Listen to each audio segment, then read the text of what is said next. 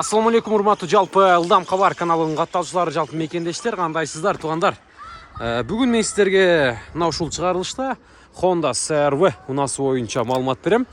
2000-жылы чыгарылган 2 көлөмдүү мына ушул Honda CR-V унасы туугандар. Аз тапта сатууга коюлду.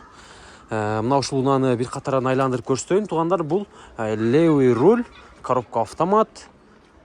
Мына ушундай Россиядан келген туугандар. Чириктери бар. Аны келип көрүп бир катардан карап алсаңыздар болот. Эси чириктери бар деп мына соны көрсөтүп коеюн. Анан салондорго келсек, мына ушундай салондордо көрүп атасыздар. Кара түстөгү салондор, бул жагы нары бери көрсөтөйүн.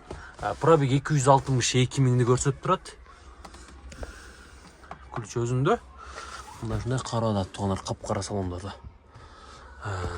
Азыр жүргүзүп көрөбүз бир катардан. Так, бисмиллахиррахманиррахим. Чыгары туугандар, левый руль, мына ушундай сервис туугандар. Барыңыздар, шашылыңыздар.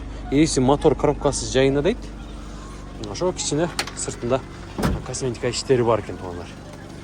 Жакшы кылып сонун кылып айдасаңыздар болот. Машинаны бир катардан айландырайын. Кыргыз номурга өткөн. Турат, көрүп атасыздар. Эми кадайт, кудай берсе алдына. Ушул унаны көрүңүздөр. Баасы канча ака? 420 миң. Жакшы кардары болсо түшүп берем, тегиси. Сурай бересиздер.